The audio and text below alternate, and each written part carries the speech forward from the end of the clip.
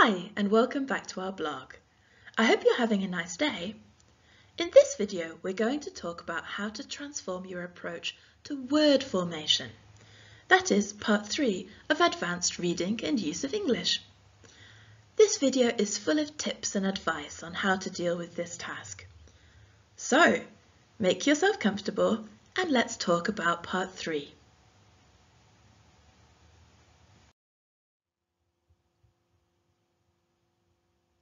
Okay, so let's go over what you need to do in Reading and Use of English Part 3. Well, like Part 2, it's a gap fill. But this time they give you a stem word for each gap. Look at this example. You have to fill in the gap with a word based on the stem word given. Serene is an adjective. But if you look at the example sentence, you can see that we need a noun. What's the noun from serene? Do you know? It's serenity. So serenity is the answer. So how to approach part 3? Well, after you've read the whole text through once, the first thing you need to do is to identify which part of speech the missing word is. You might know the answer straight away, but if not, there are some useful strategies that might help you.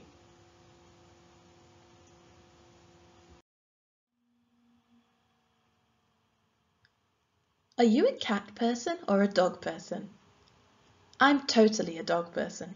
My family always had dogs when I was growing up, and I'm thinking of getting a puppy now.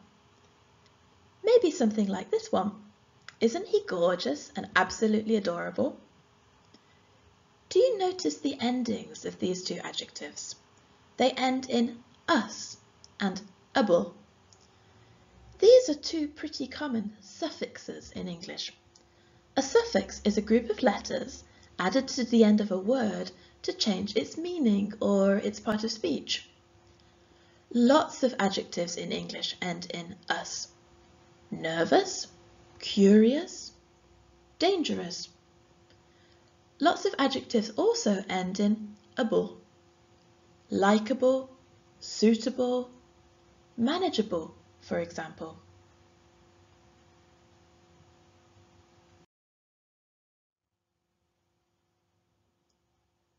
So what about nouns?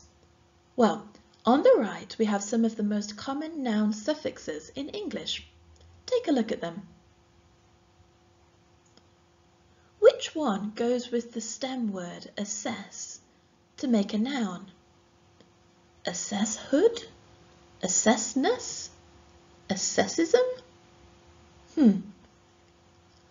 Try and match each stem word to the correct noun suffix.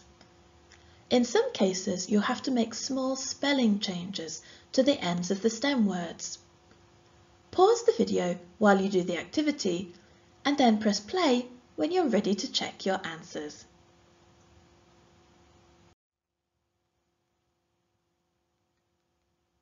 Done?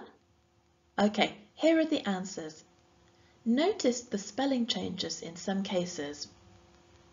Pause the video while you check your answers and then press play when you're ready to continue.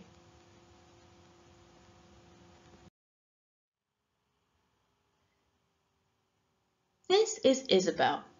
She works as an accountant for a company that imports electronic goods. Do you think she enjoys her job? Well, going by her expression and her body language, I'd say no. Her work days are boring and repetitive. She's disaffected and unfulfilled in her work. Look at these two adjectives. They begin with dis and un. These are two common prefixes in English. Whereas a suffix is a group of letters at the end of a word, a prefix goes at the beginning of a word. It often serves to give a word a negative meaning.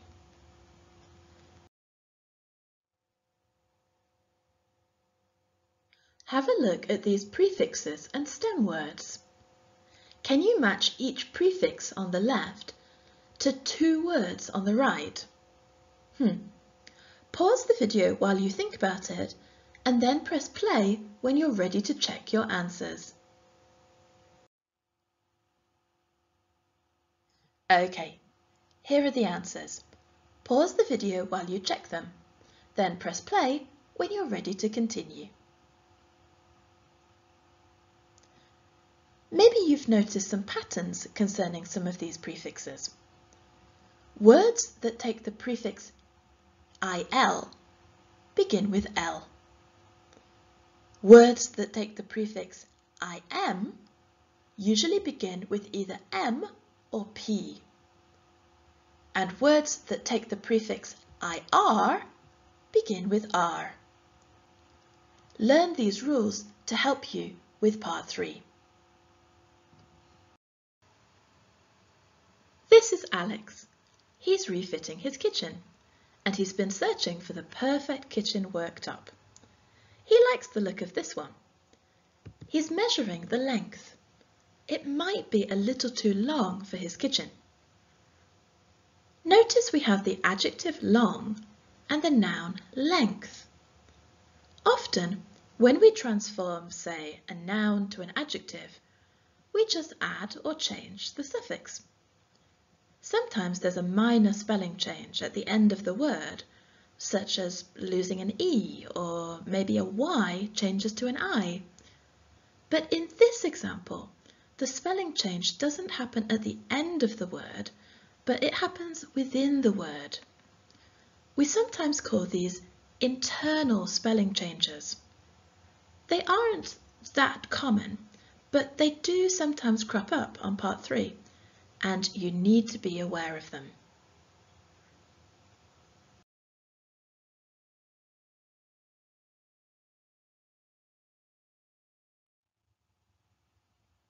Okay, your turn to have a go now. See if you can complete these sentences using the stem words. Think carefully about how the spelling changes as you change the part of speech. Pause the video while you try them, then press play when you're ready to check your answers.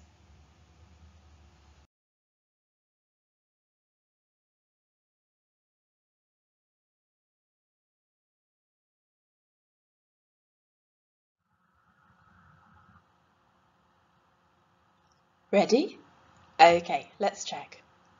So number 1, we lose the I from explain when we change from the verb to the noun. Number 2, there's an internal change here because the adjectives thoughtful and thoughtless are based on the past participle of the verb rather than the infinitive. Number 3, the answer isn't mystification, but mystery. Number 4, the OA of the adjective changes to EA in the noun. And finally, number 5, the B at the end of the verb changes to a P in the noun. This happens in other words too, such as describe, which changes to description.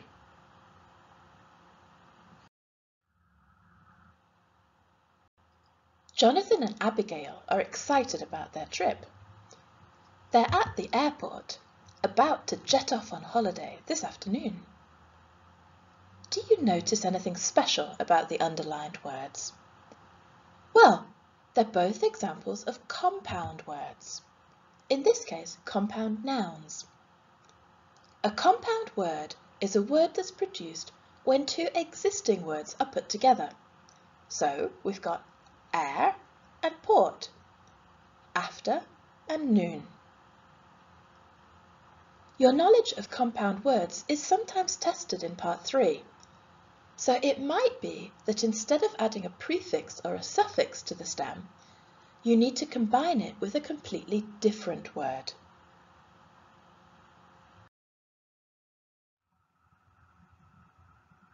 So, how good do you think your knowledge of compound words is? Well, let's see. Look at these 2 lists of words. Can you make compound words by combining a word on the left with one on the right. You might be able to find more than one compound word for some of them. Pause the video while you have a go, then press play when you're ready to check your answers. Ready? So, first of all, roadside. The roadside quite literally means the side of the road. So you might stop at the roadside when you're driving, maybe to check your GPS or to have a snack. We also have the word roadworthy. If your car is roadworthy, it means that it's in good enough condition to be driven safely. We also have the word seaworthy when we talk about ships. Okay, so what about under? First of all, there's underdog. Have you heard that one before? I'm from a city in England called Derby. My local football team is called Derby County, and they used to be pretty good in the past, but not anymore. If they were playing against, say, FC Barcelona, Derby would definitely be the underdogs. So people wouldn't expect them to win the match. Then we've got underside. The underside of your car is the bottom of it, where mechanics need to crawl. Then we've got underclothes. This is a more formal word for underwear. What about plain? If someone is plain spoken, it means that they're always very direct and they don't worry about protecting people's feelings. Then there's plain clothes. A plainclothes detective or policeman is one who doesn't wear a police uniform. Sometimes this is so that they can go about their work without people knowing they work for the police. Okay, what about out? An outspoken person is a very opinionated person, someone who isn't afraid to share their opinions with everyone else. Then we've got outside, which is quite straightforward. One that you might not know is hangdog. This describes a certain expression of guilt, shame, or hopelessness on someone's face. So, for example, someone facing 20 years in prison might have a hangdog expression in court. Then there's the word hangover, what you get if you drink too much. Next, bedside. As you might be able to guess, a bedside table or a bedside lamp is one that's located next to your bed. And finally, bedclothes. This doesn't refer to what you wear in bed, but rather it's a collective term for bed sheets, pillowcases, and blankets. As you can see, there are many compound words, and we use them frequently. Perhaps now that we've talked about it, you'll start noticing more of them.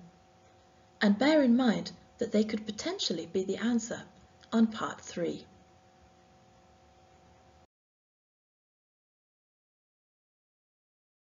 So that's all for now then. I hope this has helped you get to grips with reading and use of English part 3. If you found it useful, then please click the like button and share it on your socials. Do you have any advice or strategies that work for you in part 3? If so, put them in the comments section below. Have a lovely day, and I hope to see you in the next video.